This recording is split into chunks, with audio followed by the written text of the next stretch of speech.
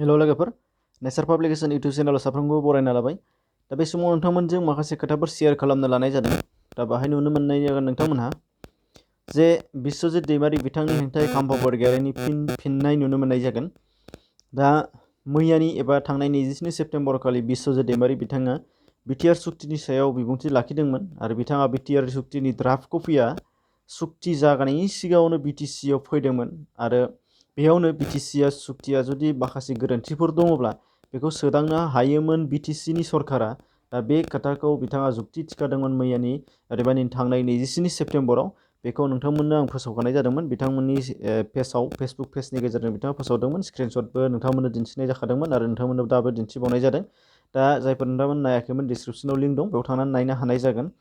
दा बे बिबुंथि लाखिनायनि फिननाय हिसाबै दिनै जाय लाखिफिनदों आगुनि डिपुटि चिफ खाम्फा बरगयारि बिथाङा, आरो बिथाङा फिननाय होदों जे बिटिआर सुक्तिनि सिगां सुक्तिनि ड्राफ्ट कपिखौ बिटिसिआव नायफामनो थाखाय माब्लाबाबो हरनाय जायाखै होनदों आरो बेखायनो बिस्वजित दैमारि बिथाङा बे बाथ्राखौ मिथियालासैसो बुंदों होननानै बिथाङा जुक्ति होफिनदों। आरो बिथाङा मा एंगेलै बेबायदि बुंदों जों नुलांबाय थागोन होननानैबो बिथाङा फंसे बाथ्रा बुंदों। आरो फारसेथिं बिथाङा बिटिआर सुक्तिनि दफाफोरनि गेजेराव माखासे जे बायजोनि बिटिसिनि बायजोआव थानाय बर'फोरनो बड' कसारि वेलफेयार अट'नमास काउन्सिल होनाय, आलादा डिरेक्टरेट होनाय बर' बिजों आरो गुबुन गुबुन ट्राइबेल बिजोंफोरनि आरो रायजोनि लेङाइ अफिसियेल राव हिसाबै बर' रावखौ गनायथि होनाय, बेफोरखौ मोजां हाबाफारि जानो हादों बा जोङो मोनसे मोजां फिथाइ मोननो हादों। बे बाथ्राखौबो बिथाङा बुंनाय नुनो मोननाय जादों। दा बेखौ नोंथांमोना डिसक्रिपसनाव लिंक दं, बिथांनि फिननाय होनायनि भिडिअखौ नोंथांमोना नुनो मोनगोन। डिसक्रिपसनाव लिंक लाबोना होफैनाय जादों, नोंथांमोना नायनो हागोन। दा फारसेथिंजाय माखासे गोजोनथावफोर बाथ्रा नोंथांमोननो दङ बाहाय, जे बिटिआरनि माखासे दफाफोरखौ मावफुंनो थाखाय दानाय कमिसन, जे नोंथांमोना नुखादोंमोन दाखालि थांनाय बावैसो सान सिगाङाव दा आसामनि मन्त्रि डक्टर हिमन्त बिश्व शर्मा बिथां फोसावनाय आरो बिनि गेजेरावनो गोबांथार ससियेल मिडियायाव भाइरेल जाखादोंमोन। दा बे खोथाखौ, बे कमिसननि दानायनि खोथा आरो कमिसननियाव सोर सोर बिथांमोना चेयारमेन मेम्बार बिथांमोन दंमोन, दा बिथांमोननि बे कमिसनखौ मानगोनां गभर्नर बिथाङा गनायना लाबाय होनदों। बेखौ दिनै आरो अफिसियेलि फोसावनाय जाबाय। नोंथांमोननो बाहाय स्क्रिनशट लाबोना होफैदों, नोंथांमोननो बेनि फोसावनायखौ अफिसियेलि फोसावनाय।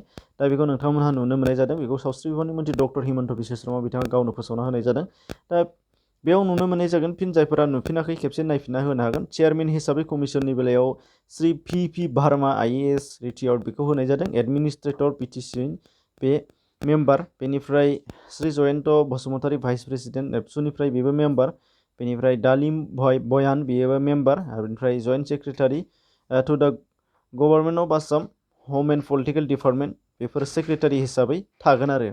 दा बिसोर थासिगोन, बेखौ नोंथांमोना खेबसे फिन नुफिनबावनाय जाबाय। आरो बिनि अनगायैबो माखासे गोजोनथाव बाथ्राया जाहैबावबाय जे बिटिआर सुक्तिनि रादाय बादियै दफा 6.3आव थानाय बादियै बिटिएडिनि सिङाव थानाय जेसेबांनाखि भेन्सार फरायसालिफोर दङ बेखौ प्रभिन्सियेलाइज खालामनाय, आरो फारसेथिं बिटिसिनि बा बिटिएडिनि बायजोआव थानाय जेसेबांनाखि भेन्सार बर' मिडियामफोर दङ, बर' मिडियाम स्कुलफोर दङ, बेफोरखौ प्रभिन्सियेलाइज खालामनाय बे हाबाफारिखौ आसाम सरकारा दिनै आखायाव लाबाय होनदों मावफुंनो थाखाय। दा बेखौबो नोंथांमोननो नुनाय बादियै नैबे मोनसे कपि लाबोना होफैनाय जादों। बे नोंथांमोना बेखौबो नायना लानो हानाय जागोन।